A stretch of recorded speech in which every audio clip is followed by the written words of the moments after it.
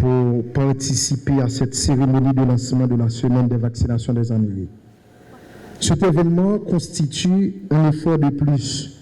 qui vient s'ajouter à de nombreux autres visant l'amélioration de la couverture vaccinale, le renforcement de la qualité et l'offre de services en matière de vaccination. Cette semaine de vaccination sera l'occasion d'intensifier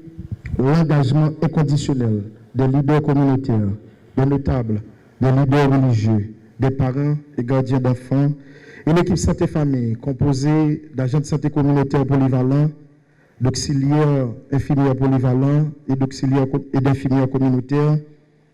sur la nécessité que nous avons pour assurer la protection des générations actuelles et futures en les vaccinant afin de leur permettre de lutter contre les maladies qui sont évitables par la vaccination. Ainsi, sous le leadership du ministre de la Santé publique et de la Population, le Dr Bertrand Sinal, la direction du programme élargi de vaccination que j'ai l'honneur de diriger a été sommée de prendre toutes les mesures possibles, d'utiliser raisonnablement toutes les stratégies nécessaires pour faire vacciner les enfants du pays, ainsi que les femmes enceintes et celles en âge de procréer. Dans cette perspective, la direction du programme élargi de vaccination a vu en cette semaine de la vaccination des Amériques une opportunité d'amplifier les activités de vaccination dans certains endroits du pays où l'accessibilité est difficile, ceci en se basant sur les données disponibles dans les rapports validés pour l'année 2024. Mesdames, Messieurs, au cœur de notre lutte collective se trouve la conviction que chaque enfant mérite une chance égale de grandir en bonne santé, à l'abri des maladies évitables par la vaccination. De ce fait,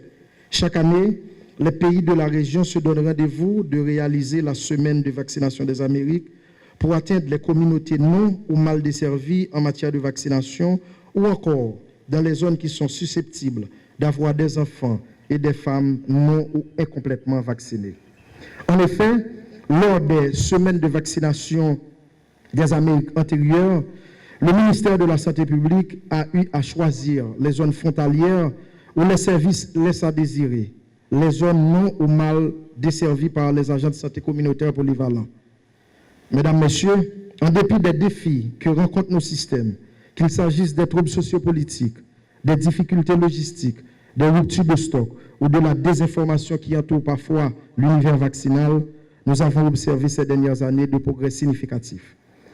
Ainsi, cette année, l'accent est mis sur les départements du Sud et du Nord-Ouest où il y a plus d'enfants zéro dose et sous-vaccinés. C'est dans le département Sud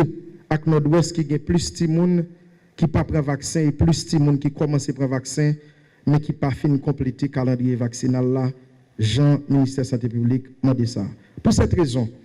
la direction du programme élargi de vaccination, avec l'appui de ses partenaires, en particulier l'OPS, OMS, l'UNICEF, et de concert avec les directions départementales du Sud, du Nord-Ouest, a pris toutes les mesures pour qu'au niveau de ces communes, toutes les institutions offrent les services de vaccination tous les jours. Dans une perspective d'action communautaire, les agents de santé communautaire polyvalents et des vaccinateurs entraînés vont surtout vacciner là où vivent des familles qui n'ont pas accès aux services de santé en général et plus particulièrement ceux de la vaccination. Toutes ces actions se dégagent autour des axes stratégiques de mobilisation communautaire, de lutte contre la désinformation et le renforcement de la coordination intersectorielle. Ces activités, bien sûr, vont être supportées par une campagne de communication et de mobilisation communautaire et sociale, comme l'a si bien dit la directrice départementale du Sud. Les autorités étatiques qui sont présentes cet après-midi dans cette salle, les organisations de la société civile, les organisations à base communautaire, les leaders, les autorités religieuses, les parents et gardiens d'enfants, le public en général, vous avez cette lourde responsabilité de nous aider à faire vacciner les enfants. Comme vous le savez,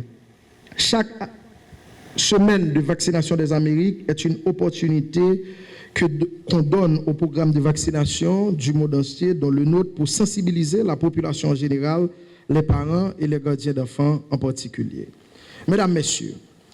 la semaine de vaccination des Amériques de cette année sera réalisée au niveau de 14 communes du Sud et 7 communes dans le département du Nord-Ouest, dans lesquelles 142 institutions sanitaires, dont 79 dans le Sud et 63 dans le Nord-Ouest, seront impliquées de façon active dans cette 25e semaine de vaccination des Amériques. Les activités de vaccination seront intensifiées au niveau communautaire avec le déploiement de 202 équipes, dont 121 au niveau du département du Sud et 81 au niveau du Nord-Ouest. De plus, le programme profitera pour offrir tous les vaccins qui sont dans le calendrier national vaccinal avec pour objectif de faire vacciner au moins 10 000 enfants qui n'ont jamais eu la chance de recevoir un vaccin, ce qu'on appelle les zéro doses, et d'administrer une ou plusieurs doses de vaccin à environ 12 000 enfants de moins d'1 an et 12 800 doses seront administrées à des enfants de 12 à 23 mois et 18 000 doses seront administrées à des femmes enceintes ou encore celles en âge de procréer. À cet effet, à côté de ces activités, des capsules de vitamine A seront aussi distribuées à des enfants de 6 mois à 7 ans, en prévention à la carence en vitamine A qui affecte l'œil jusqu'à provoquer la cécité. Aujourd'hui, je fais appel à l'engagement de chacun d'entre vous ici présents dans la salle, responsables publics, acteurs de la société civile,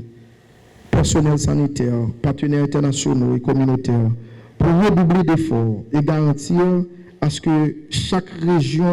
dans chaque région dans le pays, la vaccination devienne le rempart de santé dont nos enfants ont tant besoin. Ensemble, nous pouvons bâtir un avenir où la santé n'est plus un privilège, mais un droit pour tous, et où chaque enfant grandira fort, en sécurité et en bonne santé. Œuvrons ensemble pour vacciner les enfants et améliorer l'état de santé des générations futures pour une Haïti forte, prospère et souveraine. On nous vaccine tout le monde, petit monde tant qu'au grand monde pour le carré en santé. Je vous remercie.